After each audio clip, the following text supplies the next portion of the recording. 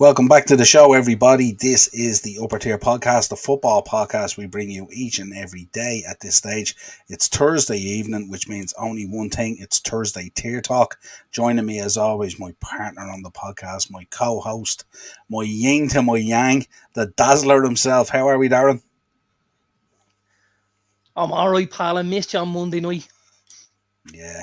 I really missed you, brother. It's not easy. We had a couple of decent substitutes now. Craig came on, who's an Arsenal fan.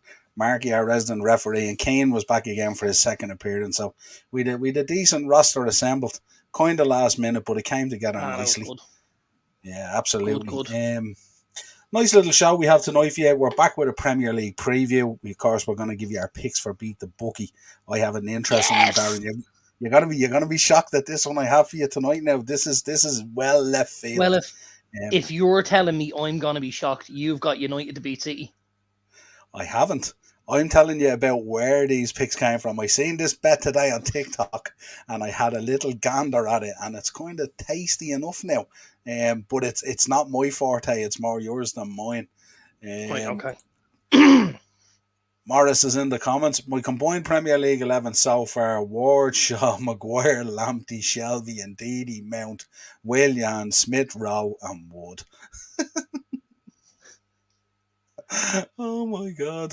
Jesus Christ. Smith Rowe, I think, is injured, isn't he? There was talk of Smith Rowe was injured he's today. He's only put 10 in there, hasn't he? He's missing 1, 2, 3, 4, 5, 6, 7, 8, 9, 10. Yeah, you might have counted Smith Rowe as 2. He is an Arsenal fan, you know. That double barrel name. We let him off on the basis that. Who's your 11th player, Morris? I'm sure it has to be a second Mason Mount at this stage. Like, let's be honest. He'll get back. Maybe. He'll get back. I seen I did see, you know something? I did see a combined 11 from the Golden Generation the other day. I think it was either from Planet Football or Football 365. And to say it was shocking was unbelievable. I don't know who made the picks, but it was atrocious. Now, like, when are we talking about here? I'm trying to remember again who was in there, but there was something there. There we go. Morris has gone with Lingard for his last one because apparently his team doesn't have enough shy bags. Yeah, absolutely. That he needed El Messi Jesse in there just to fucking. Oh my absolutely. God. Yeah. It was a weird. I'll tell you, Pickford was in goals. That'll tell you how bad it was now. Pickford was in goals. Well, that's obviously the second weirdest thing I've read this week because apparently, and I read something yesterday that Manchester United are keeping tabs on Jan Oblak and Jordan Pickford simultaneously as they search for a new number 1 to replace David De Gea. I'm just going to go on record now and say, if David De Gea leaves Man United in the future, you know, that'll happen. Players leave clubs, that's fine.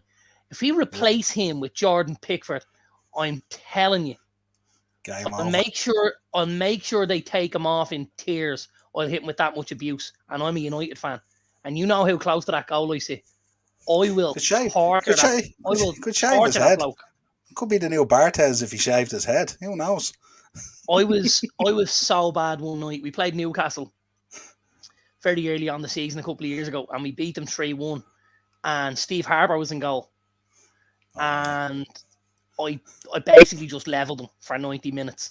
And I was like, "You're only Shay Givens, bitch. You know, like, you're so shit. Even your voice wants you to look like Shay Given." Like, I lettered him. And I lettered him so bad. I sit on one post, basically. And he started taking all his goal kicks from the opposite side. And when he did, the Stretford end all stood up and cheered. It was top drawer. No, I didn't say anything. That was, we should have prefaced this by saying it wasn't through your TV. It was from your seats in the Stretford end. Because people would have assumed you were rigging the TV or something. Yeah, absolutely. No, I'm in the second row behind the goal on the Stretford end. I can almost touch the net. I'm that close. And I leveled him with so much abuse. Now, as always, at the end of the game, I said, "Stevie, well done, pal," you know, like that. And he gave me a little clap back. There was no, it was crack, it was banter. We didn't cross the line. Oh, didn't give you his gloves or his jersey or nothing. No. It was good though. It was really good, I have to say. I enjoyed it. Morris reckons Danny Ward is an option for you. But let's get into the show then, because we've plenty to talk about, even in the hot We topics and sure stuff do. like that. So we shall start. Cracking weekend of football coming up. Cracking weekend. Let's begin. The table speaks for itself. Arsenal top of the pile at the moment and stuff like that. Man City, Spurs, and Brighton in the top four. United, Fulham, Chelsea, and then ourselves, Liverpool. Just before we start the show, Chelsea and Liverpool are both behind United, ready? yeah, and we're both behind Fulham, and we're both behind Brighton. Yeah, But it but might not it's be like that. United It might that's the not. important part. But it might Because not for be our like betting, that come Will, Sunday. Yeah, but it might not be like that come Sunday evening. Who knows? We shall see. that's okay. That's all right. I can bear with that. That's fine. Before we get into the show, of course, I'd like to mention September 29th, 1981, the passing of Shankly, the gaffer. So I thought I'd mention that his anniversary is today. So, yeah, just to start the show. Let's start and get into this. Did you just come with me with that? I didn't come with you with that at all. Just start a Premier League preview. Let's have a moment for Shankly. You keep that for the Shankly sessions, pal. Keep going. It was on the Shankly sessions. Nice little segue there. We dropped a little preview earlier on the network for Liverpool versus Brighton, 3 p.m. So nice little segue there. As if last night wasn't bad enough, I go to see Andrea Bocelli in the Tree Arena, and the fucker starts singing "You'll Never Walk Alone." I thought, have I rocked up into the top? Place. What's going on? Well, my eyes were dry. I know that for sure. I was like, what's going on here? Like, I'm Morris looking around reckons thinking to myself, do an applause and move on, Darren. Do an applause and move on. I'm going, did I really end up sitting beside a load of scousers? Like, what happened here? She was very upset. And now you're coming out with Shankly. Jesus Christ. I must remember to celebrate Tony the groundsman's birthday next week when we come on to do the bleeding.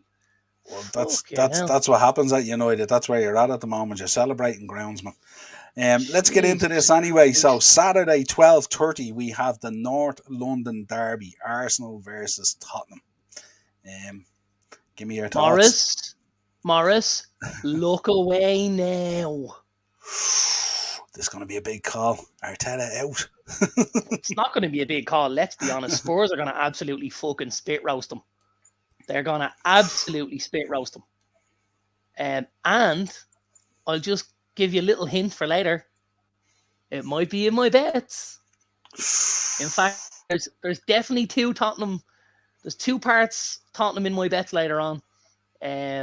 Arsenal win and Kane to score a penalty. I've Kane to score any time. I'll give you that one. But I think Kane will get one. But I think he might get a second and a third, or Kulusevski, or someone will give him a dig out. I can't see Arsenal winning this game at all. I have to be honest with you. I just don't think they're solid enough at the back yet. For my liking. Again, I still think they're missing a right back. I think they need to start with the boy Tomiyasu. And then that will mean making a decision between White and Gabriel to go in alongside Saliba. Y'all know my feelings on it. I wouldn't have Gabriel near that starting 11. I think he's a giveaway. Like, I'd have White and Saliba in there, and I'd have Tomiyasu and Tierney or Zinchenko, whoever's fit, basically. Because they both look like they've got a dose of the sick note about them. But yeah, I see this being a Spurs win. I think Arsenal getting a score sheet, but I think Spurs will roll them over 3-1. Interesting. I think Spurs will do a very similar job on them that United did. So I'm throw that in there, Morris. Thanks. Yeah, Morris is making the point they have a good record at home to Spurs. It's away is a different story, which could be a big factor. All right. I don't think he'll do that. I think he'll stick with White and he'll stick with Saliba and Gabriel in the middle. I don't think he'll end of defence. I don't see him making that decision. That would be a huge decision to make. I don't disagree with your thinking on it, but I don't think he'll make that decision. I think he's all in on Gabriel and Saliba. I just think he is.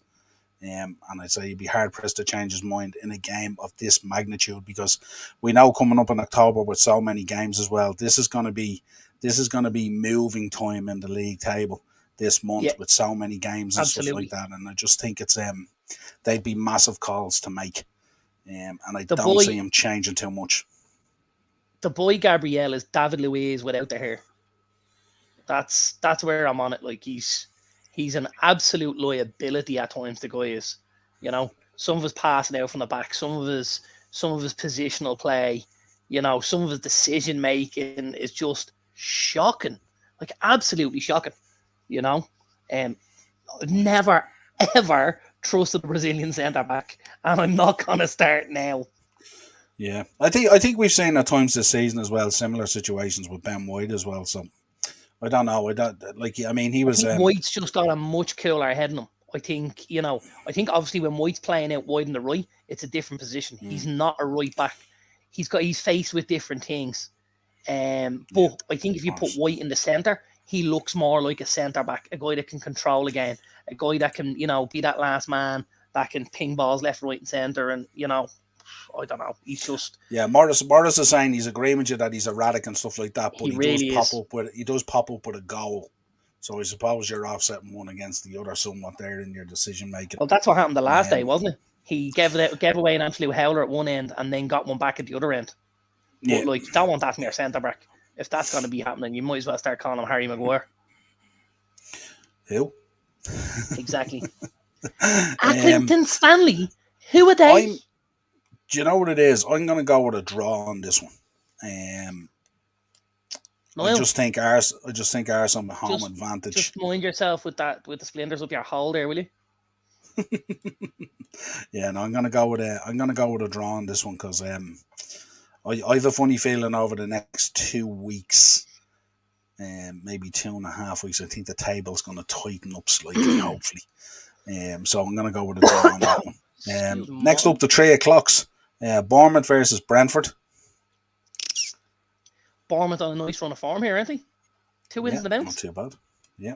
2 wins in the bounce. Flying, as you would say, Bournemouth there. Where are they now on the table? Yeah, look at them up there and hovering up at 12th. Yeah, I think Bournemouth will make this very, very tough for Brentford. Now, I think there'll be goals, but I reckon it could be a draw this game. I reckon, I think we could see 2-2 in this game. Yeah. I think there's goals to be had here, if I'm honest with you. Neither look, watertight at the back. But they can both score goals at the same time. Yeah, it's an interesting one because Brentford are in 9th as well. Yeah. Doing decent, just below us on goal difference, to be honest. So they're doing okay. Yeah, I don't know. I think I'll go for a Brentford away win here, 3-1. That's what I'm thinking against Bournemouth. I think Brentford, up front, just have a little bit more than them to offer. But again, we know with Brentford sometimes on the road as well, they don't. They can be a bit rocky on the road, can't they? Yeah, but I mean, even that last home game was very disappointing. The crowd were terrible. Remember, it was so flat. Yeah, but don't forget, I mean, it's not the crowd's job to get the players playing; it's the players' job to get the crowd behind them. So, right from the kickoff, they were as flat as a pancake. Right from the kickoff, they were flat as a pancake. So, it was disappointing to see that, especially from a crowd that's normally so boisterous and behind their team. They sure are. Here's a game I think me and you will definitely enjoy: Palace versus Chelsea. Interesting for Graham Potter. Ian, look away now. Ouch. I really fancy Palace here. I really fancy Palace.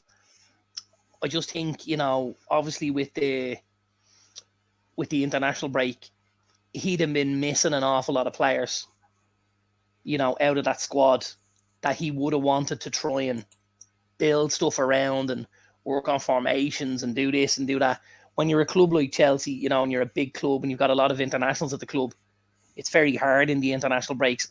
I think a lot of times it's when they give guys time off and give them, a couple of days here and there with their families, and I think it's going to be very, very difficult for him coming back. I still don't think the squad at Chelsea is as balanced as I'd like it to look if I was a Chelsea fan. I think obviously the addition of Potter is a great addition, but I still think it's going to take a little while before we see the best of Chelsea under Graham Potter and before we start seeing them, being a force in the league and stuff like that. I think I have a real feeling for Palace here. I really do. I'm going to go Palace 2-1 here. Okay, tight enough, yeah. And especially, I suppose, looking at Chelsea, Potter wouldn't have been able to do much work over the last 2 weeks because a lot of the boys would have been away on international duty. So, absolutely, yeah. Absolutely. Isn't it mad the way, when a team suddenly gets a huge amount of investment, and I'm not saying they didn't have investment when Roman was there, they tend to become the team that people look to that kind of nearly want to lose, isn't it? Because of such money and investment and stuff like that. Morris reckons Potter will be gone by Saturday. That's ambitious, Morris, in fairness. Yeah, You a get little some bit. odds on that, I tell you. Yeah, absolutely. Yeah, but Um, it's bad the way it just unfolds that way, isn't it? To get a huge chunk of money, start buying in players and stuff, and people just turn around and they look for that match to see what's going to happen and stuff. Yeah, I don't necessarily look at them and go, you know, I want them to fall down. That's not where I am with them. I just don't think they're anywhere near where they want to be as a club. yeah, it's a good point. They're way off it. But Todd Bowley knows that. He didn't just make the change because things were going really, really well. No, They've had a difficult transfer window. He's made the change now for this more sustainable. When you hear the word sustainable, straight away you think of long term. So in the yeah. short term, maybe things don't go the way you're hoping as quickly. But again, with time, I see Potter doing a terrific job at Chelsea if he's given the time and if he's given, the space to go and mold this club the way he wants to. Our friend is back. How are we, sir? How are you? I want them to fall over. Absolutely. Hey, Evening, man. Mark. How are you? Good to see you. Yeah, Quality. it's an interesting one. What did you make? A little sort of side number here for us. What did you make of this? They're going around looking at purchasing a number of clubs around Europe as well. Did you see that today? Did you read that news story there today or I yesterday? didn't It was. read that today. I didn't. Yeah, Um, yeah. They were talking about picking up clubs in the 50 to 60 million mark. and is Is this this akin to their is this workaround? Would this is be their this workaround for loaning out players and youth and stuff like that with this new system coming in? some of it? But are we looking at the evolution of football then? And is this where you end up with the Red Bull Sporting Group who own Salzburg and own Leipzig, and are Chelsea going to be the London team? And then are they going to have a team in the Austrian league?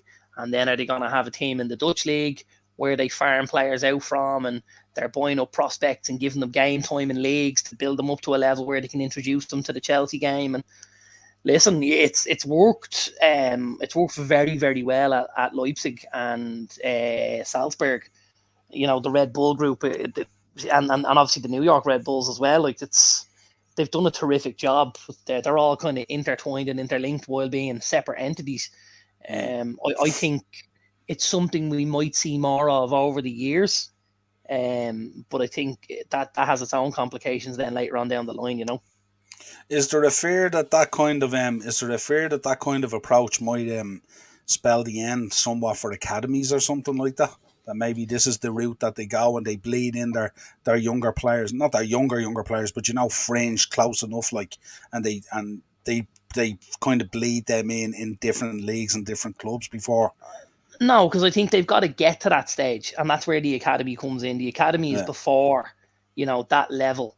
Um, I think it needs to, like, if that's the way they're going to go. Obviously City have Girona, in Spain, and they've got yeah, is it Perth Glory or Melbourne Victory? There's one of them as well that they're. yeah, Oh no, it's the yeah, boys in the States as well, isn't it? They have a club in the States. yeah.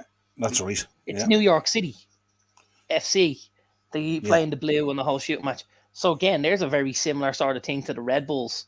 Um, they're touching a lot of bases there. They know how the system works, and they're shifting players along the line and stuff. It's very, very clever. I Mm. don't necessarily ever want to see my club go that way, if I'm honest. And I wouldn't like to see a club like, say, Liverpool go that way. And I know that sounds, I'm okay for Chelsea to go that way, but not for Liverpool. I just think, certain That clubs you that's have to that's kind of kind of respect. yeah. That's kind of where I was touching on. There's a kind of a history and Well, a it's the history, and the it's the culture. dignity, of the club as well. Yeah, I mean, like yeah, I'm not saying it's undignified to go around like this, but I just think it's a very business focused kind of way, whereas like our clubs would have great tradition, about them and stuff like and that. bringing players through and Maybe stuff. Yeah. and not even that, like, but just tradition of being like, an independent club. Like a Liverpool fan doesn't necessarily want to be going and sticking a flag on a bleeding a team in the third division in Spain or anything like that. I think it dilutes away from the Liverpool factor or the Man United factor or anything like that. But I think again, and I've seen Morris is saying, sorry Ian, but I just think with a club like Chelsea, everything is geared and focused around the business instead of I suppose. that might I suppose sound when a you bit harsh.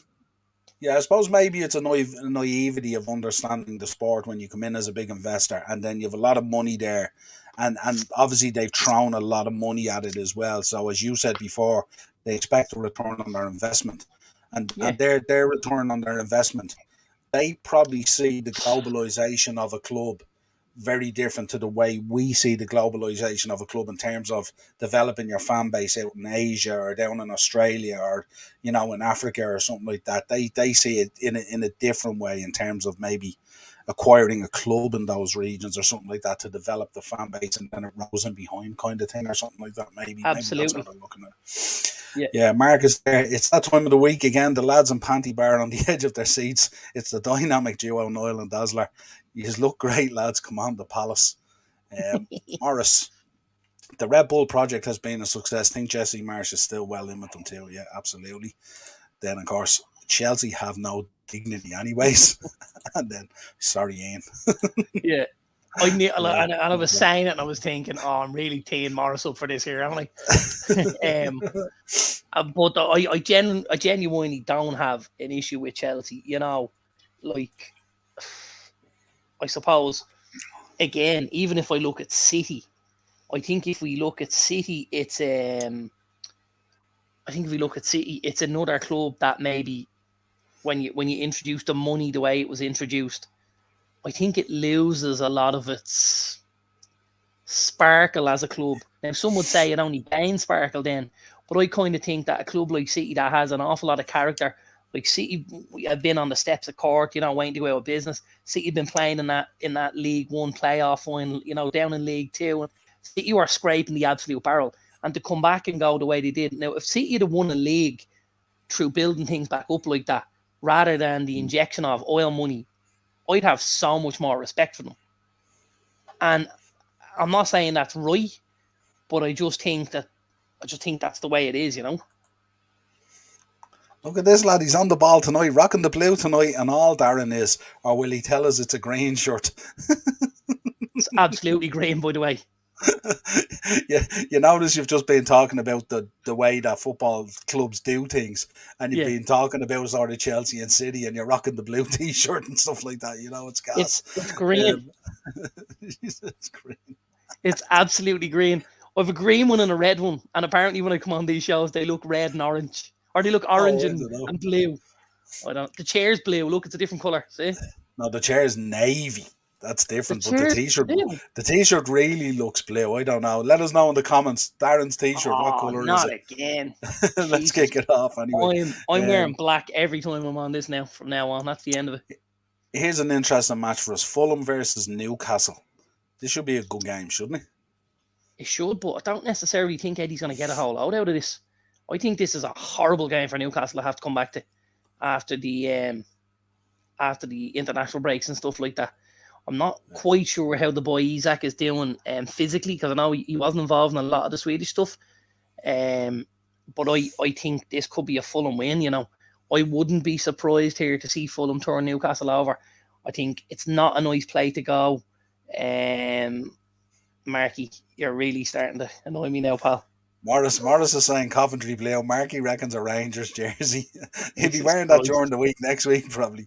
And Morris is predicting a Fulham win as well. Yeah, I think so as well. I think Fulham on this as well. Actually, yeah. I think Mitrovic is I think he got 4 goals over the international break. Got a hat trick the first night, and he got one on the second night, didn't he? Yeah, correct. He's in such good form. Newcastle won't want any part of him. He's obviously going to play against Newcastle, who he's ex-Newcastle. So again, how often do guys go and get a goal against the club they've played for? You know, I think Fulham in this. I have to be honest with you. I think 2-1 Fulham. Yeah, I'm agreeing with that. Big one for us this weekend: Liverpool versus Brighton. I don't have good memories of this last season. Sure don't. And that's when we were playing decent. I'm now very worried. I think the international break came at the right time for us to reset and gather our thoughts and figure out what's going on. I'm hoping that some of the players will have rested up nicely and figured out what they should be doing. And hoping So Klopp hard has though. as well. It's so hard though. Like, you know, again, you've got a squad like Liverpool has. So many of them have gone away and played games and played minutes, plus all Plus the the travel. injuries. And the Plus injuries the as well, injuries and the travel and everything. And you come back then, you're bang straight into a league game and you're like, Jesus Christ. Do you know, it's tough. And it's Brighton. You know, And it's Brighton. And it's Brighton. Listen, it's a Potterless Graham Brighton. It's a Potterless Graham Brighton. It's a Graham Potterless Brighton. But so it'll be interesting to see what we see. Do we know anything about Brighton's new manager? We do. We know plenty. Well, we know plenty. I covered it today on the preview. Plenty, but he hasn't got a huge resume to go on. No, but plenty of success there with Shakhtar Donetsk. A team that has sort of like structured themselves in a way that they're Champions League regulars and stuff like that as well. You know, so we could win the Ukrainian League in charge of Shakhtar. Let's not be silly. Just not at the moment. Don't know. They're playing games, aren't they, you think? I don't know. Are they back playing? I think they're back playing, aren't they? Maybe. I don't know. Are they playing but they're playing outside? Are they playing outside of the country? No, they're playing in certain zones, aren't they? Okay. Yeah, and isn't that like if the siren goes off, they have to all flee to the thing under the pitch? Remember that we was covered that a few weeks ago? Seriously, no, honest to God. Yeah. If they send in any sort of a siren or whatever, the lads have all to disappear off the pitch and go into the bunkers underneath the stadiums. That's what they've been told. It's a horrible way, isn't it? Horrible. Imagine that. Someone sticks a corner in and you just hear woo woo. You're like, quick, get out. That's mental. Martis in the comments, Newcastle's away form will keep them around mid-table. I expect them to be strong at home behind the 52,000. Yeah, it's a good shout. Support up there at Newcastle. We see now Marky as well in the comments. League games in the country, UEFA games outside. Yeah. That's what I was thinking, Marky. Yeah, they're playing the European games outside, isn't it? Yeah. Playing in Poland, aren't they? Yeah, I think it's bordering out. It's bordering countries that they're using anyway. Yeah. What's your thoughts, Liverpool versus Brighton? I don't think this is too bad a game for you guys to come back to, if I'm honest. I would say it's going to be a far more difficult game if Potter was still in charge. But I think this will be tough for this guy to get his ideas over in such a short space of time. Do you expect them to change much initially? Do you expect them to change much initially? I don't think he can reinvent the wheel with this. You see, here's the thing, right? He's a coach. He's got to be honest to himself. He has his own philosophy. He wants to play the game a certain way, as coaches do.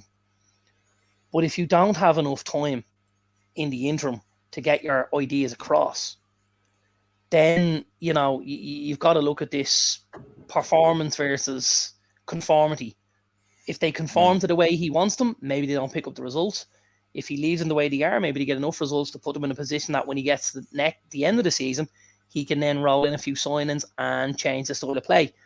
But it's difficult. If he doesn't last at the end of the season, then where did he go? And where does he go?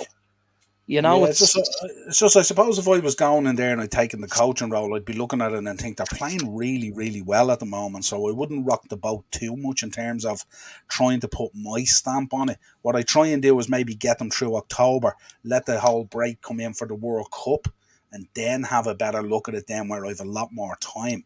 Yeah, but don't forget, they're doing so well. Yeah, but let's look at this. Like I personally don't want to be going in with a 3-5-2 or a 5-3-2, right? So if he comes in and the first thing he looks at is, I don't want 3 centre backs, I don't want 2 wing backs. You know, I don't want he can't just ignore that either. If that's not his system, if that's not the way he wants to play, that's a tough one. It really, but really is. he also can't ignore the fact that it's not his squad. Absolutely, but that goes for any manager that comes in to a job new, who still try and put their own stamp and print on it. Yeah, I suppose where I'm coming from, if you have a team that's performing, they're fourth in the league at the moment. This is amazing for Brighton, the start that they've made. It is. They're fourth in the league. They're playing really, really well. They're scoring goals. They absolutely battered Leicester in their last game. I don't know. I'd be hesitant to be worried about what I'm trying to change, and I'd be more inclined to just, keep the modus at the moment, take it over in October, and then have that month or month and a half or whatever it is during the World Cup to assess things and have a look and think about it. Then I'm sure he's looked at the games that they've played so far, with a lot of success, and I'd be less inclined to try and turn Trossard and Gross and Marsh and all these guys into something else than what they are currently and being successful. Yeah, but and again, I completely understand that part of it. But the other thing I have to say is, if you're a Brighton fan, look away now. Really, when I see that table there, I don't see Brighton for it. I see Graham Potter. Because I don't believe, and this is where I'll go back to the Liverpool argument that I use so often. Brighton aren't fourth at the table without Graham Potter. Graham Potter could absolutely take any of the sides underneath there and get the same sort of tune out of them that he got out of Brighton. Does that make sense? And that's where I say to you, if I'm a Liverpool fan and Salah walks out the door and Mane walks out the door, whoever walks out the door, I'm not too flustered, provided I have the conductor of the orchestra, which is Klopp, because he's the star of the show at Liverpool and Potter was the star of the show at Brighton. I expect to see Brighton fall like an absolute stone down that league table. Like a stone. Interesting.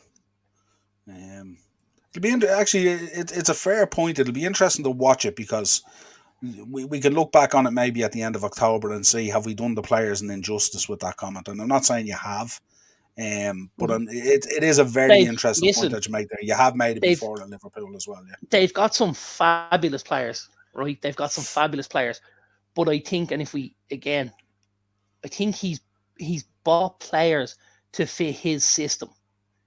That doesn't mean necessarily if you take a player out of that system and put it into a different system that it works the same way.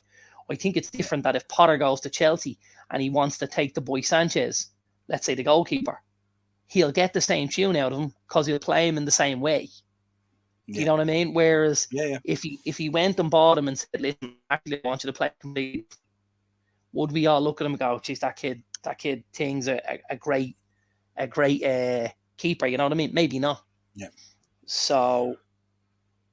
Yeah, no, I can see the argument. I can see the point you're making. I can see it both ways as well. And that is the risk there, is that the new coach does come in and he does start changing things, and it's like foreign to these players who have been drilled so much by Potter in the style of play and what their jobs are and stuff like that. So it'll be interesting. Saturday's going to be a very interesting game against Liverpool. It'll be intriguing.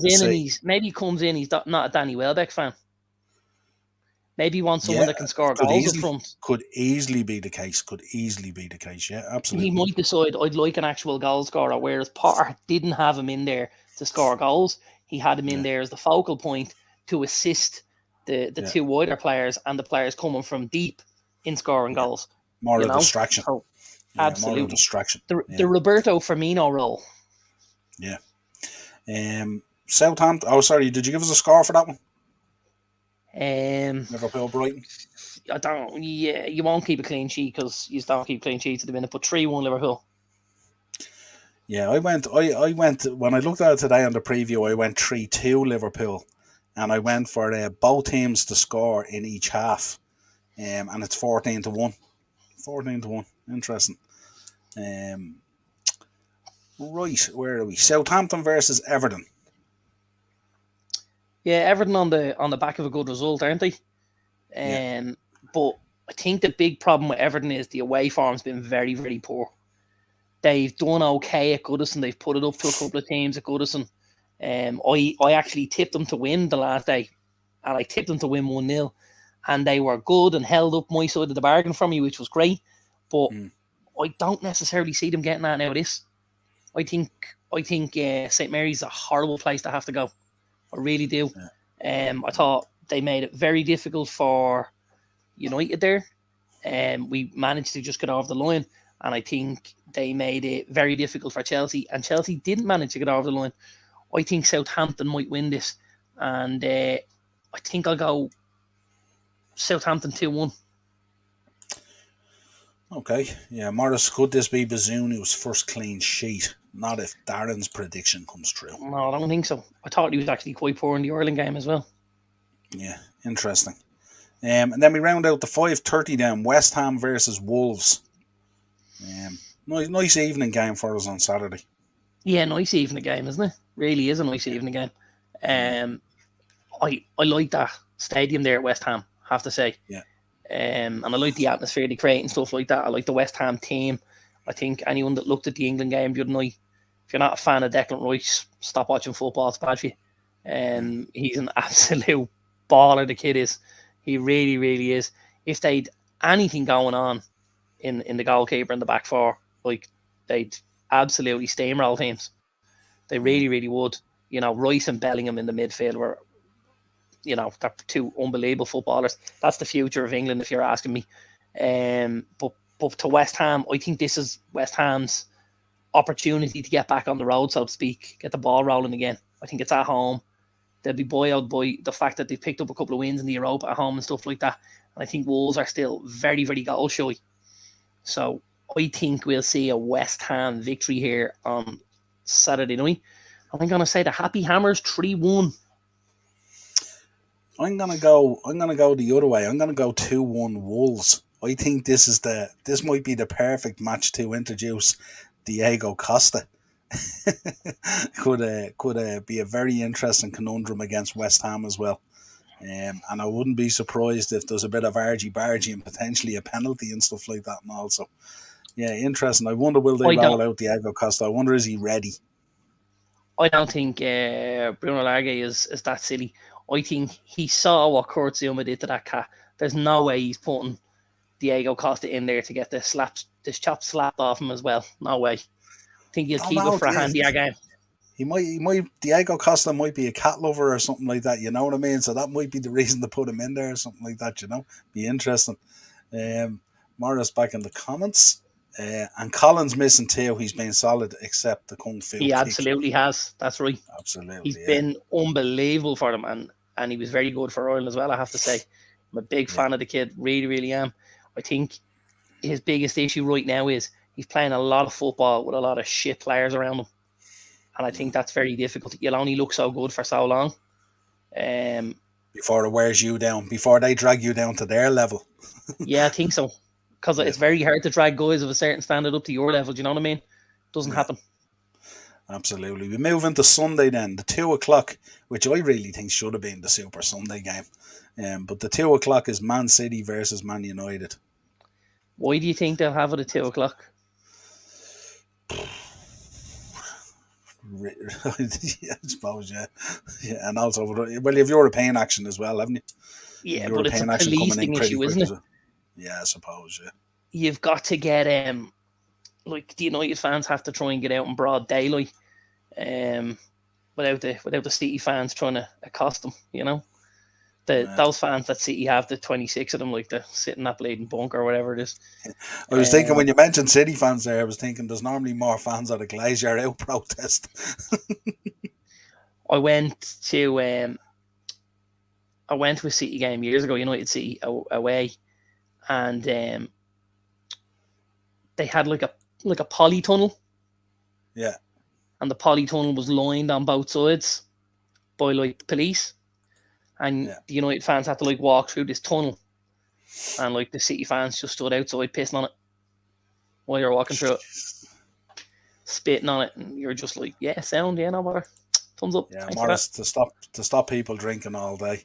Absolutely. I don't know, Darren. If me and you were going to a derby and it's at 2 o'clock, we'd be having whiskey at breakfast time, wouldn't we? I You don't bet we think. would. I It'd don't be think that timing makes a difference. it'd be Um, bacon sambos and whiskey all round, Noel, how do in you that see order. this one going? Talk today that Martial is obviously going to be missing. He's not back in training yet. But Rashford could be potentially missing as well. I think he's only going to train tomorrow, or he came back today for light training. But there's a few decisions there to be made by Ten Hag, isn't it? When you think about most of your success this season, when you've played really, really well, has been that pace of getting in behind and stuff like that. How do you see Yeah, this? still, How do you see this one going? I still think we've options. Like, listen, I'd love to know. I'd love the two boys to both be fit. But I don't think that's going to happen. I think you have a possibility of getting Rashford through it, or even off the bench, maybe with a bit of impact late on. You still got Elanga, you still got Anthony, you still got Sancho, you still got the boy Garnacho, the boy McNeil, and we've got what's that other lad called? That Portuguese tosser with the nose. Oh yeah, Ronaldo. We've still got Ronaldo. I'd hate to see us go into a derby playing with Ronaldo front, if I'm honest. I'd prefer to see the boy Anthony play through the middle and have Sancho and Elanga flank him.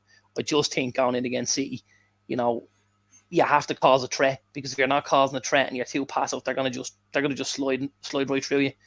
And I think 10 men against City is a really bad idea, and that's basically what happens when we play Ronaldo. So I'd prefer to see the Anthony, Elanga, and Sancho if we're missing Rashford and Martial.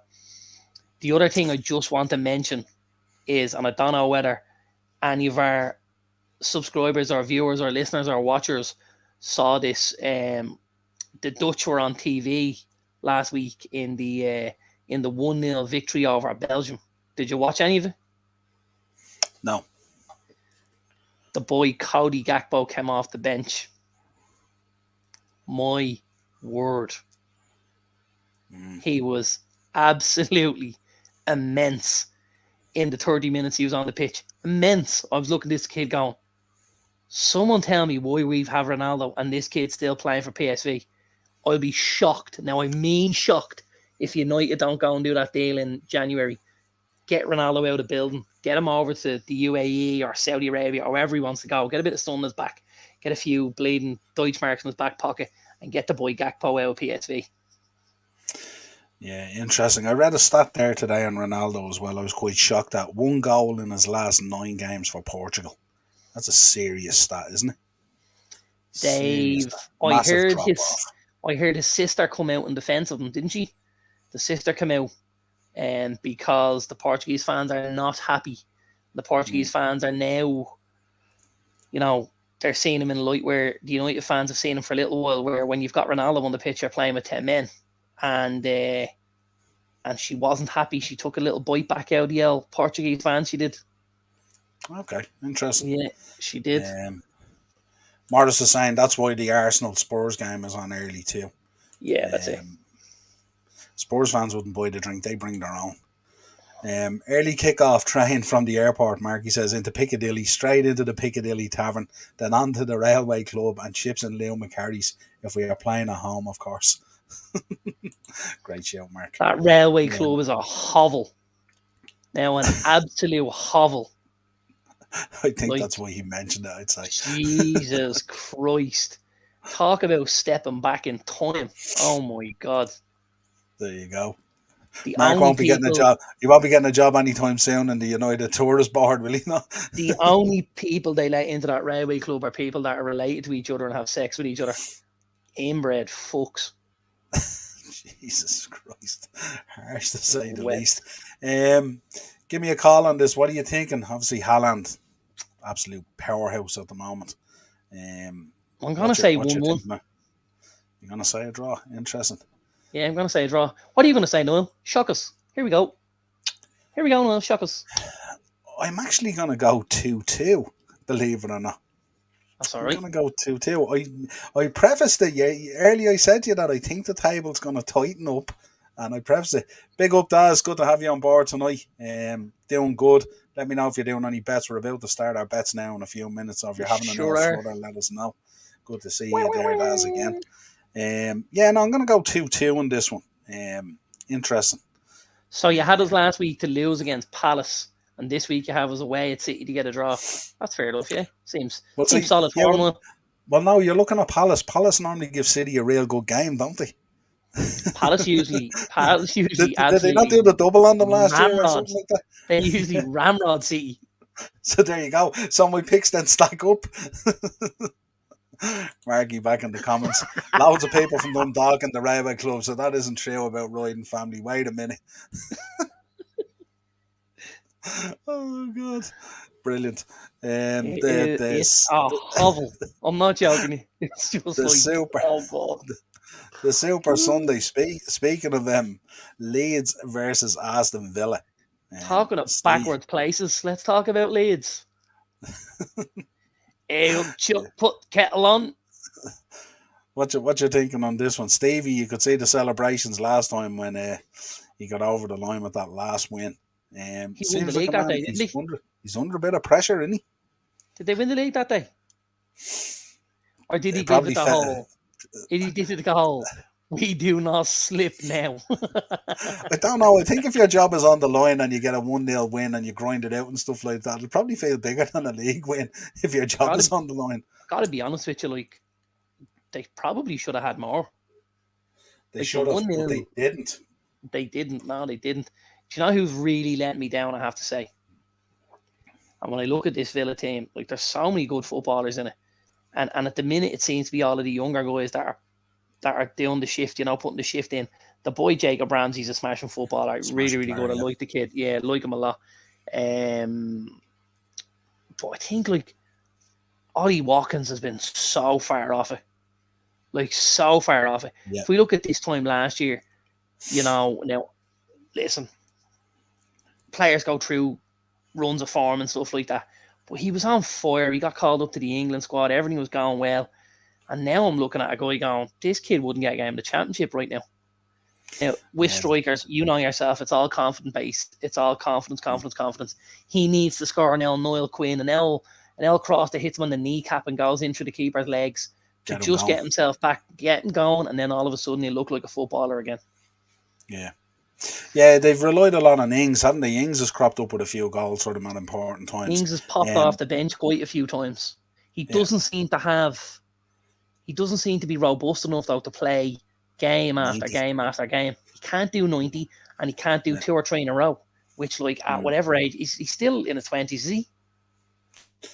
Yeah, he would be, yeah, absolutely. Like, that's shocking. Because the kid's a smashing footballer. He really is. Like, I think he's an excellent footballer. He was brilliant down in Southampton, remember? He was unbelievable. So good. But, I mean, he's just made out with Weetabix, isn't he? Yeah. What's your thinking on this one? I think we'll see a few goals here. I think this will be very open. I think it'll be end to end. I think this is goal central. I'm going to go 2-2. I'm going to go 2-1 Leeds. Okay. I think Stevie's under a lot of pressure, and when I looked at them playing the last time they were out, you were saying they missed a few chances and stuff like that. I think a lot of that is related to the pressure that they're feeling at the moment, both on and off the pitch. And I think at that stage then it becomes quite a struggle to play the football you want to play. There's no doubt Aston Villa have the players to be much better and much further up the league, but I think they're just struggling at the moment. There's as you said, there's a bit of disjointment there, and a lot of players out of form. And I think when it's a Super Sunday Leeds at Ellen Road and they get the crowd behind them and stuff like that, could be quite hostile for Aston Villa. So I think Leeds 2-1. You've put a good case forward there, Niall, in fairness to you. Thank you very much. I think that says Sunday there, but that should say Monday, 8 o'clock as far as I know. Monday Leicester versus Forest. Yeah. That's the 8 o'clock, the Monday night football. Leicester versus Nottingham Forest. A very early relegation 6-pointer. Brendan under a lot of pressure. Forest under similar pressure after bringing in an absolute NFL squad at this stage. Stevie Cooper under a lot of pressure as well. What you thinking on it? Yeah, I think this is a huge game for both of these teams. I really do. As you said, Leicester underperforming. They've seen their best player leave the building, the boy Wesley Fofana. and obviously they've only really kind of replaced them lightly, you would say. And The hung on to others that Moises wanted to go. And and hung on hung to on to others that others who wanted to go. wanted to go. Exactly. So Yeah. the squad needs a major overhaul, but we know the finances just aren't there right now for that.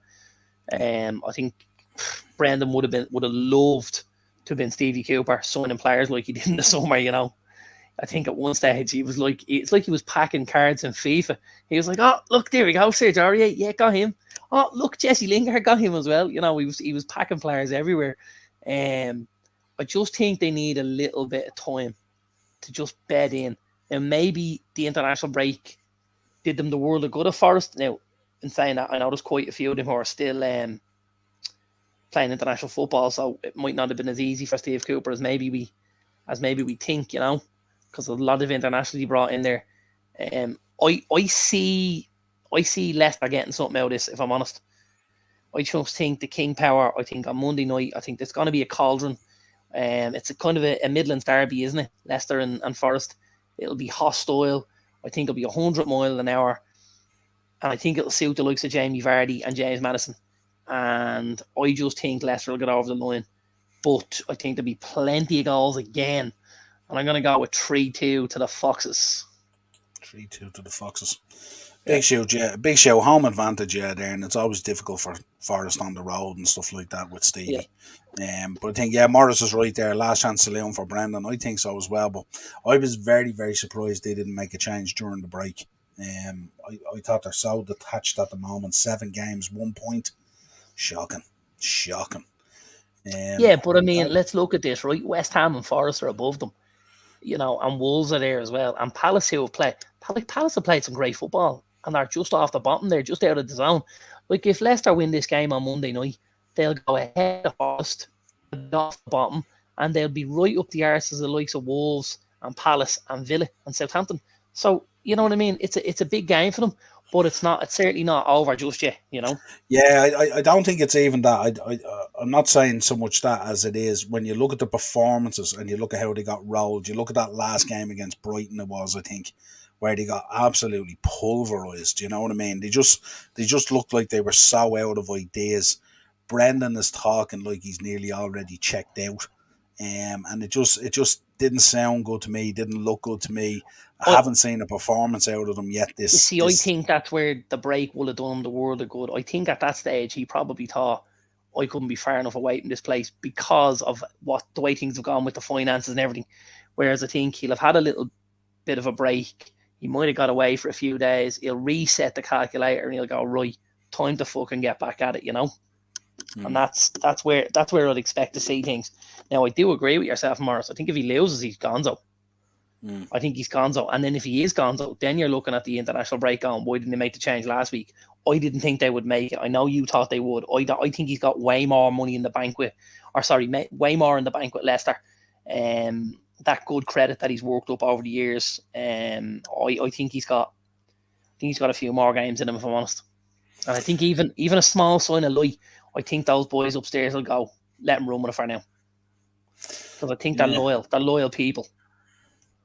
Yeah, I don't know. I'm just it just doesn't feel right to me there at the moment. You know, the way Casper left and stuff like that, and those kind of things. I don't know whether I'm not directly apportioning it to Brendan or something like that. You know what I mean? But there's just something at the moment for me just not right at Leicester. Now, the only thing I would say about Casper is, don't forget, his father made a very, very similar move. Swapped the Premier League for Portugal. He went to Sporting Lisbon from United. The same way he's gone. He went to Nice. Get a bit of sun on his back in his late 30s. Experience a different culture and all, yeah. His early 30s. Well, I think it's just a step out of the hurly-burly, isn't it? Like, it's definitely not moving at the same pace as we are. Yeah, but it could also, it could have also been a bit of foresight in terms of seeing what's going on there and what's coming down the pan and the financial fair play and all the other stuff that's coming, stuff like that. And he might have said, don't really have an appetite for this. So let's see. It might have, but, Peter didn't see that at United. We were just after, we were just winning the treble, like, you know what I mean? Yeah. So we were one of the top teams in Europe, and Peter went, you're going to Sporting Lisbon. You're going, what? It's not a bad time to step out though when you're on top either, is it? I don't know. Morris, I'm in the last two of my last man standing. I've Southampton, and the other lad went with Leicester up. Leicester, I presume he means over Forest. Leicester, he means up Forest, yeah, because the other lad is Leicester, yeah. Southampton. I tell you, Southampton's a brave call as well in your last man against Everton. He might have used, what are you, 7 weeks in? He might have used a lot of the big teams. Potentially, yeah. Potentially. You know? Let's get into Beat the Bookie. Beat the Bookie. Niall, you always give out that I never have your bets ready. Yeah. I'm going to start with mine tonight. Perfect. Great. Go ahead. Enjoy that. Absolutely. I knew I could see it in your face. I'm getting marks. I'm getting marks ready. Believe it or not. Yeah. Well, listen. I can. I'll go with mine. No, you're going to start. You're going to kick us off. Yeah, absolutely. And then I'll so I'm gonna follow all my results. Okay, I'm gonna follow all my results. And I'm going to give you what I gave you, but I'm going to give you them in bet form. So I went for Southampton and both to score. I went for Spurs and both to score. Morris said he still has United and Chelsea in his last man. Interesting. I'm calling bullshit on that one, Morris. Yeah, I'm not believing that. Not if you're going for Southampton this week and only 2 years left. Not a chance. Don't think so. So I went Southampton. Man, if you love. Yeah. Southampton about to score. I went Spurs and about to score. Yeah. And I went Leicester and about to score. Okay. So that's the Governor and Brendan Rodgers both getting big results. And it's Antonio Conte putting the hammer down on Mikel Arteta. So 3 results and all 6 teams to score. 80-1. Not bad. Nice. Very nice price for a treble. It is, isn't it? Absolutely. Oh, you look at that, Niall. I said to myself, Niall, like that. I do. Continuing on, Niall, yeah? Yeah. I've gone for an anytime goal scorer. Okay. I'm going to go for 1 Harry Kane. Yeah. I'm going to go for 1 James Maddison. Okay. I'm going to go Mr. Ivan Toney. Good shout. And I'm going to round it out. Ian, look away now. Wilfred Zaha, because he takes the penalties for Palace. That has to be a lovely price.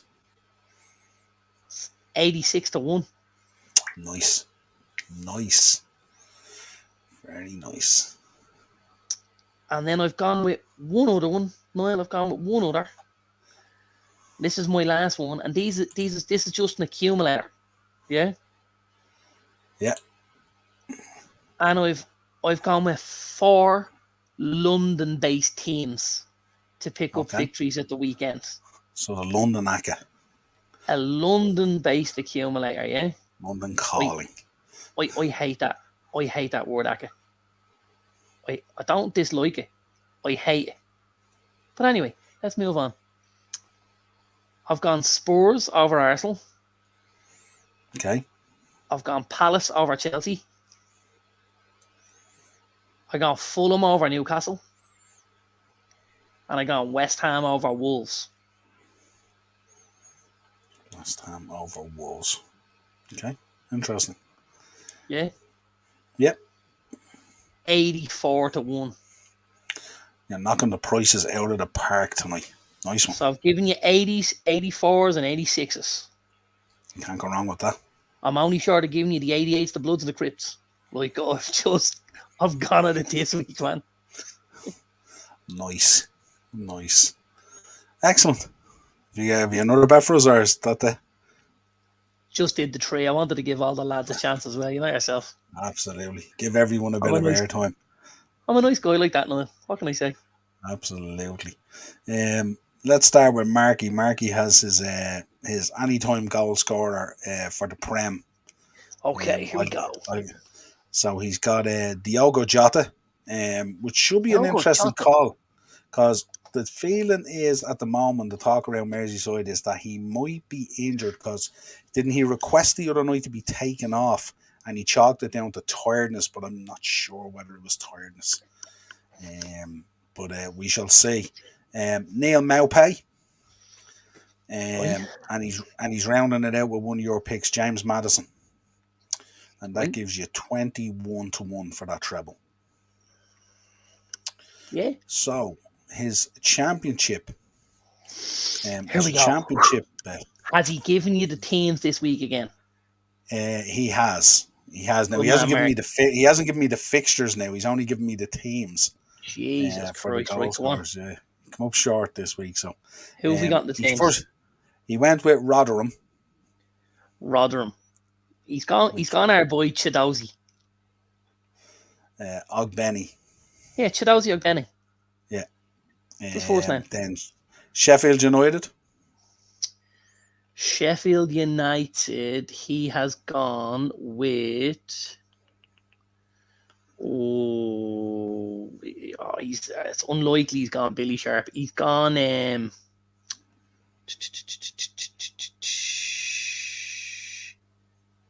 All right, go on. He's gone the boy Brewster. Yep, spot on. And Sunderland. Pull that out of the fire, didn't he? You did, big time, yeah. And then Sunderland. He's either gone for one of two with Sunderland. Okay. It can only be one of two. So he's either gone Stewart. Say that again. He's either gone Stewart. Ross Stewart. No. Then he's gone Jack Clark. No, Sims. Ellis Sims. All right. Would have gone myself now, but. And then he rounded it out with Blackpool, of course. Blackpool. Jerry Yates. No. It's either him or the other one, and you normally give me the other one. Gary Medine. No. Jesus, no Josh Bowler anymore. CJ Hamilton. He picks this guy most weeks, doesn't he? This guy's normally in his bed. Lavery. Oh, he's been there before. He's not in every week. He's been there before. Shane Lavery, yeah, he's been there before. Yeah. Not a great price, 18-1, but not too bad. 18-1 for 4 goal scorers in the championship is an abysmal price. Absolutely. Well, I've given you 4 in the Premier League for 80 odd, and that championship's a horrid league. Now you're going to be interested in this one. This one is his Manchester Derby bet. Talk dirty to me, Niall. The price is 213-1, and there's obviously a Man United. There's obviously a Man United victory in here. No, it isn't, and there's only 2 parts. So he's gone with a 2-2 draw for the correct score. Right. And he's gone with an anytime goal scorer of Raphael Varane. 213-1 nearly. Raphael Varane. Anytime, and 2-2 draw. Yep. Has he been looking into a fucking crystal ball or something? I'm not too sure. Let's look at Morris's picks here. Morris is gone. There he's after. We didn't believe him on his last man standing. He's after rattling off everything that he did. Game week 6. Game week 5. Don't know about this. Game week 8.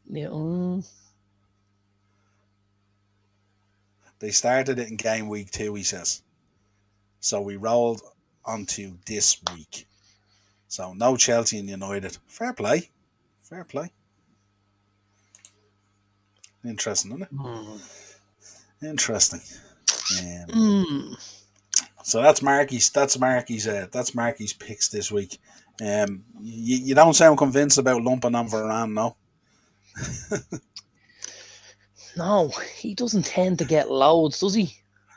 You're thinking he must be the 200 of that 213, is he? Listen, he's doing pretty well at keeping them out with a minute for us, so that'll do me. Yeah, how much? Well, you probably wouldn't.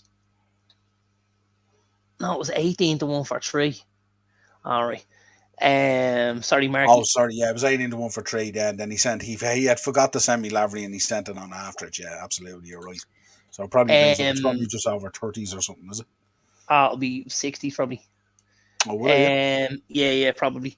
I don't think you'd like to see it, But how amazing would it be, 1-1 in the dying embers of the derby on Sunday.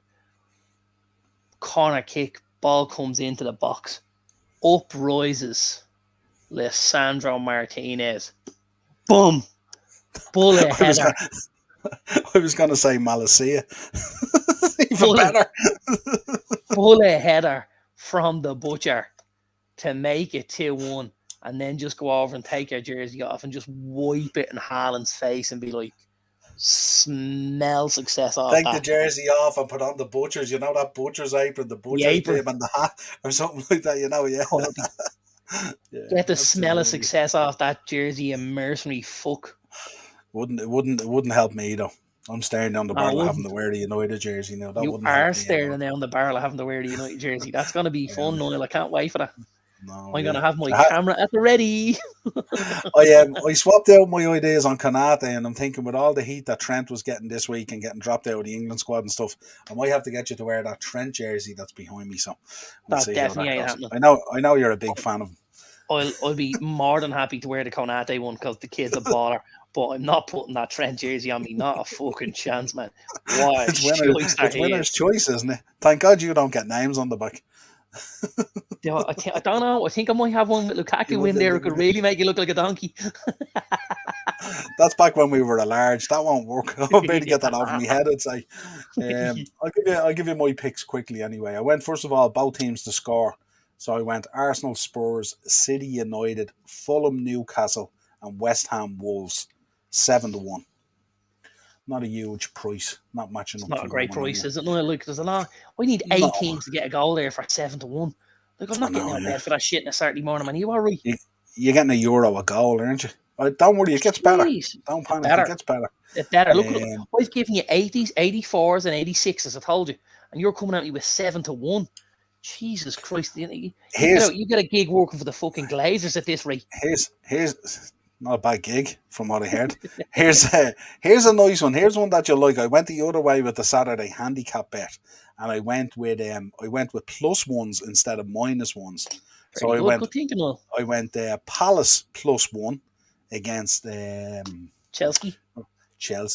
I went with Fulham +1 against Newcastle, and I went Spurs +1 against Arsenal. 5-1 for the treble.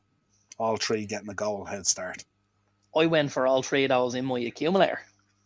So there you go. And I matched them in with a West Ham and gave you 86s though.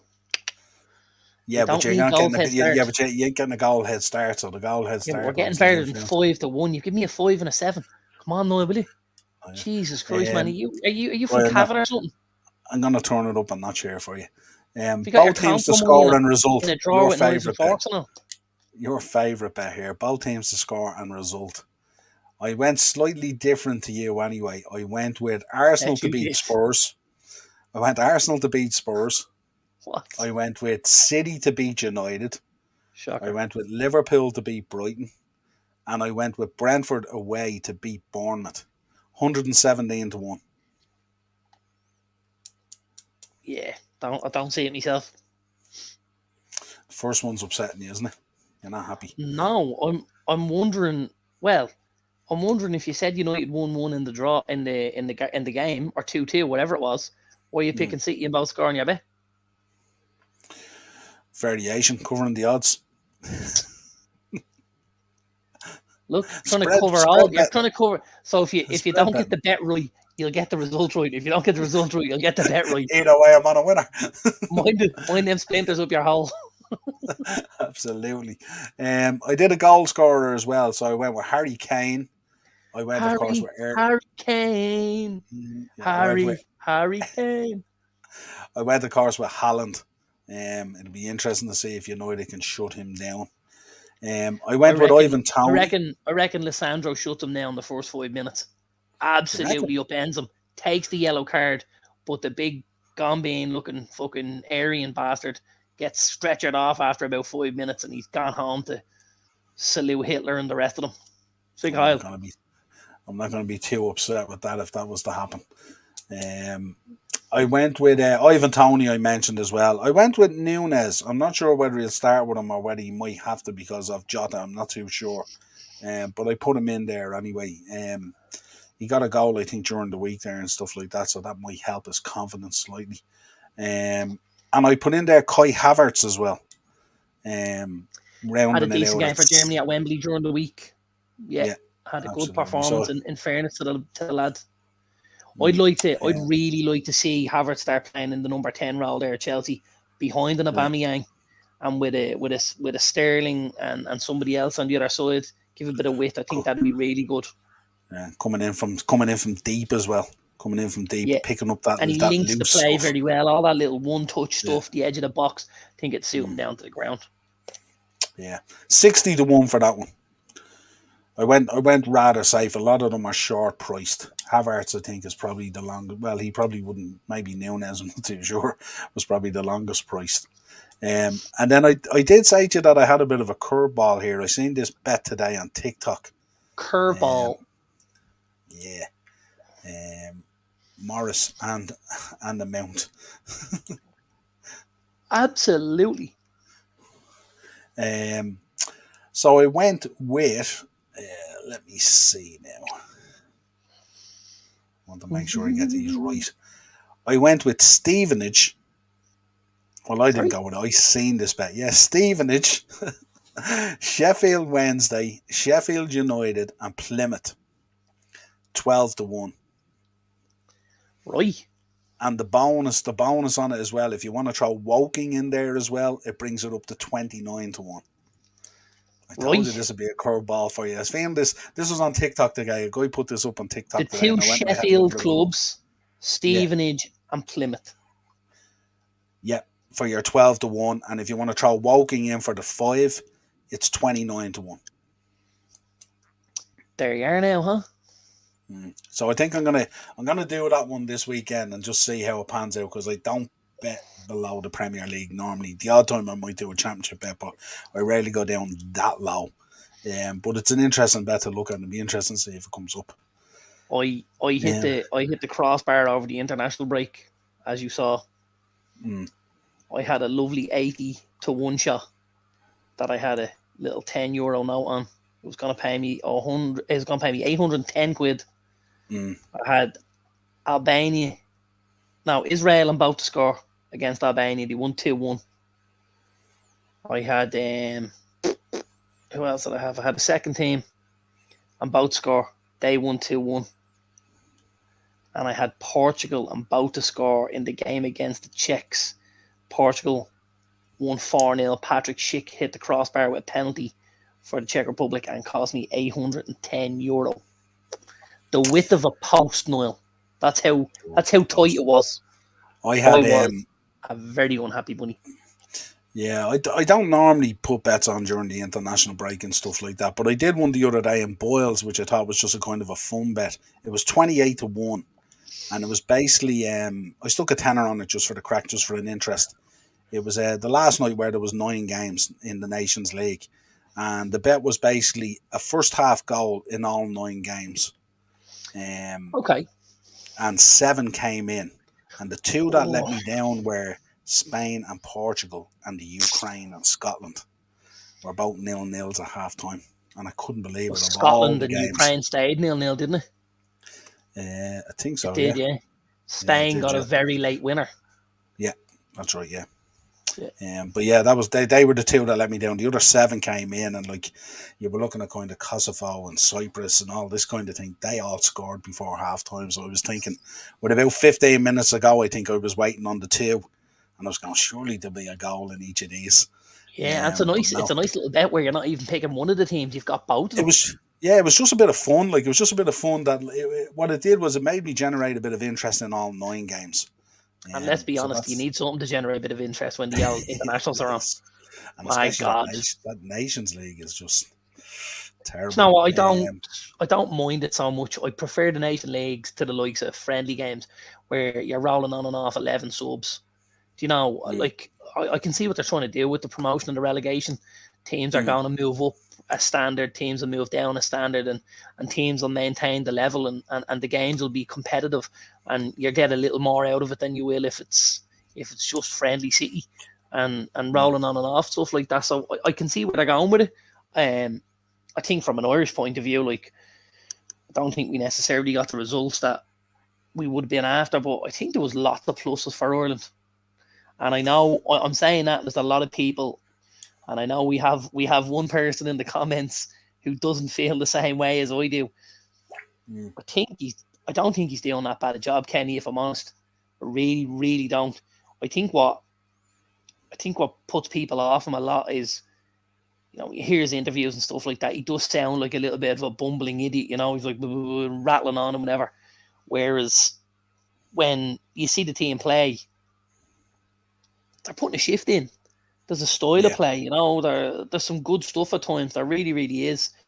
Yeah, we're not getting over the line in games, and yeah, at the minute we're conceding too many. But like, I think we're going in the right direction, and I love he's lowered the age of the national squad and stuff like that as well. And he's brought in 16 new players into the squad as well over that period as well. That's what I'm saying to you. Like, he's blooded an awful lot of youngsters. I think you can probably see both sides of the argument as well, because it's just, yeah, he has brought in an awful lot, and culturally he's had to try and get them to change to play football that's been ingrained in them for a long, long time, a different style. He's had to bring in 16 players. But I think, as Morris says in there as well, 7 wins out of 28 isn't great either, you know what I mean? So you can kind of see both sides of the argument and stuff like that. But then, I don't know, with everything that was going on in the FAI and stuff like that and all, I mean, where are they going? I don't think, you know, I don't think we have the squad to do way, way better. And I think with what he's brought into the squad, I think over the next couple of years, we could certainly see an upturn in fortunes where guys have worked to get up to a certain amount of games where they've got a little bit of experience under their belt at this level, and we'll start seeing the best. Like, at times, some of them have looked excellent. You know, some stages, Bazunu has looked unbelievable. The first half the other night against Scotland was a very good performance. It's just unfortunately they just died off in the second half. Look at the boys in the middle. Look at the boys in the middle. Nye, Cullen, Malumbi, quality footballers. The size of that smoke. Oh, what? I can't see what he's talking about. Oh, I can see what he's talking about. Can you see it on there? Look. It's a tube. Can you see it? Oh, yeah. I see it now, yeah. It's a poster tube. But yeah, the boy Obafemi's been excellent. The boy Ogbene's been excellent. You know, like, there's been some great stuff. We're missing a little bit. I think Egan's been good as well. We're missing a couple of little pieces to the puzzle, but I definitely think we're in a way better situation than they have been. And you know, I understand where Morris is coming out with the 7 out of 28. 7 out of 28 is not a great record on the face of it, but I think you need to scratch a little bit deeper to see what he's had to do, and like you said, blooding 16 new players and getting them into a standard and a level, and lowering the age of the squad dramatically as well. That's all huge, you know. Yeah, well, I mean, the chances are he's going to get the Euros out of it anyway, and that will tell the tale, really, I'd imagine. And the other thing is, sorry, just before we go any further, your man's an absolute cabbage, Damien Delaney. A cabbage.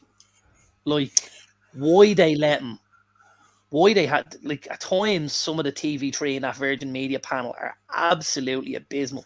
As if the boy doing the commentary, Stephen Kelly, wasn't bad enough. Remember, he used to play fullback. His commentary is absolutely abysmal. Like, it really, really is.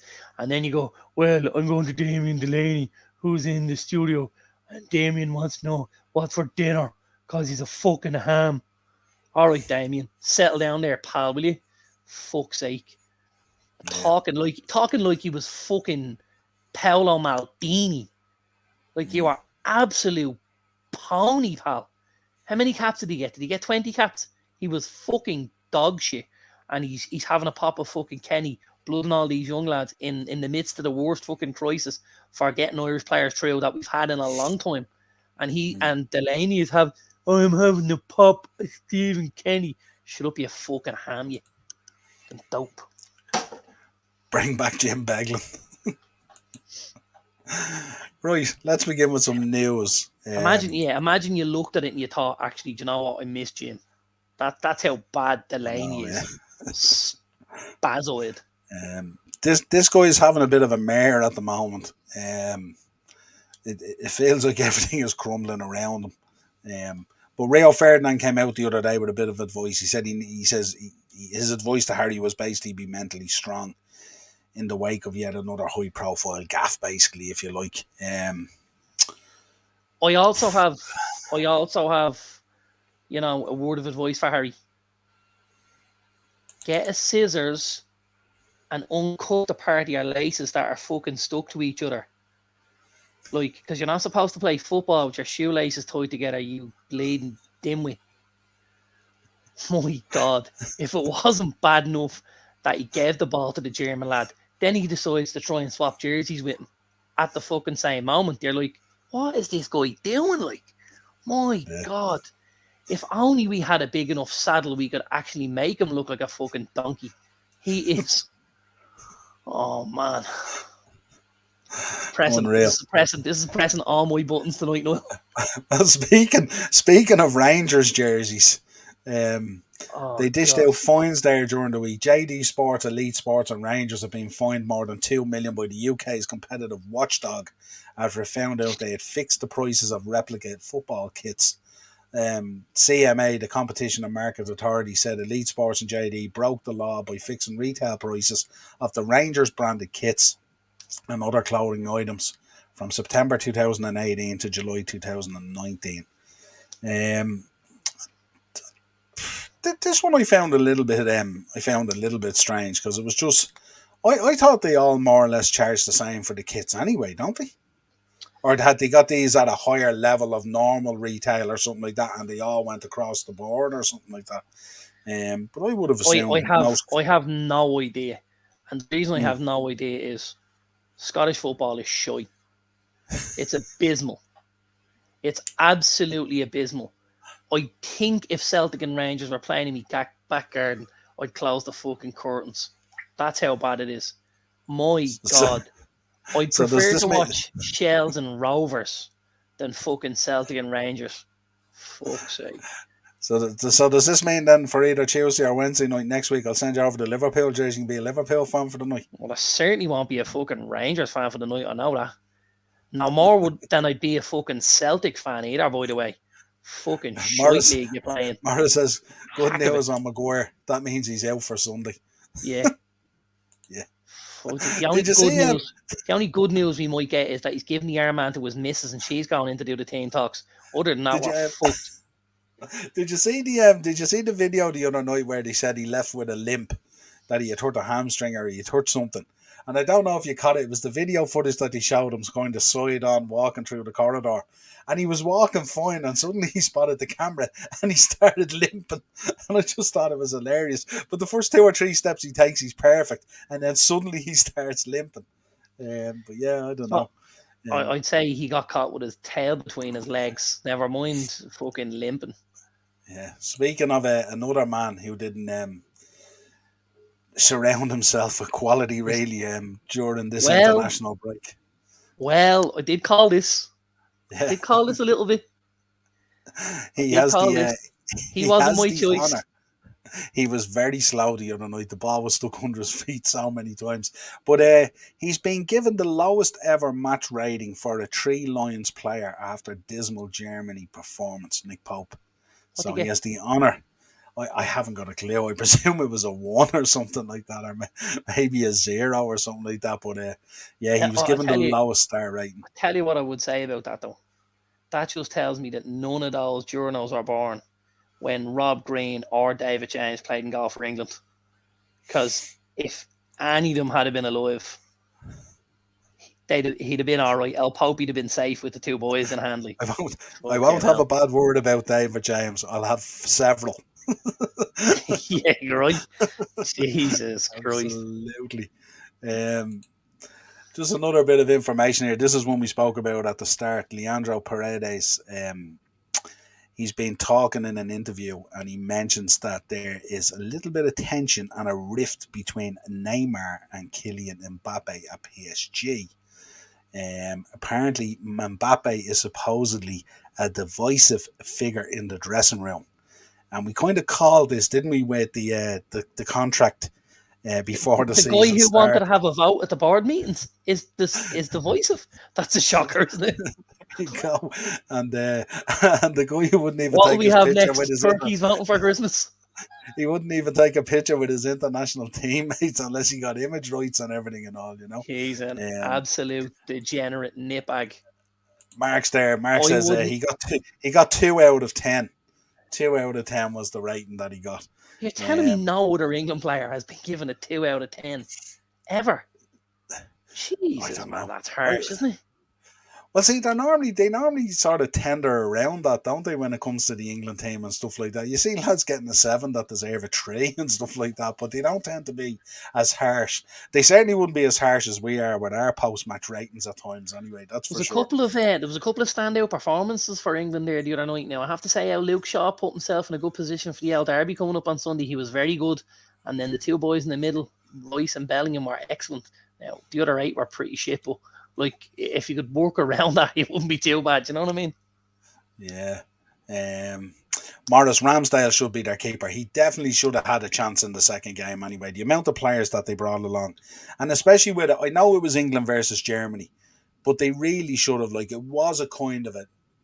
They had gotten relegated, so it was kind of a throwaway game. I know it's the old enemies against each other and stuff like that and all, but realistically, he should have been using the full complement. To send Tomori home.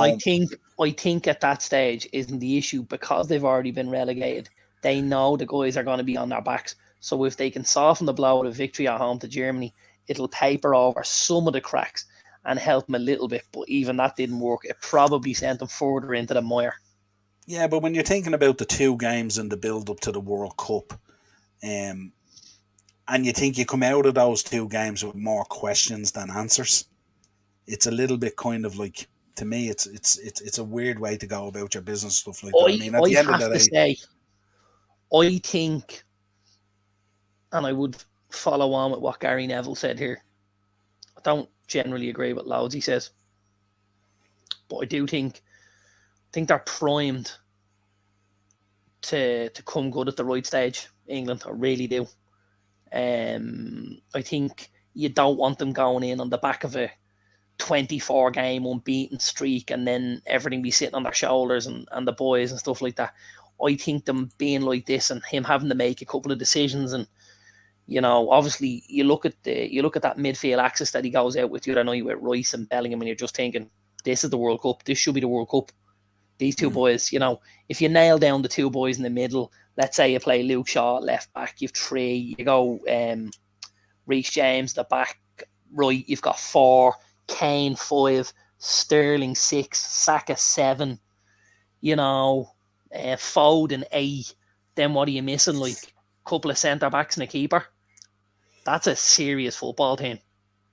Like what I've given you there with Reece James, Shaw, Bellingham, Rice, Sterling, Foden, Saka and Kane. That's fun. That can put it up to any football team.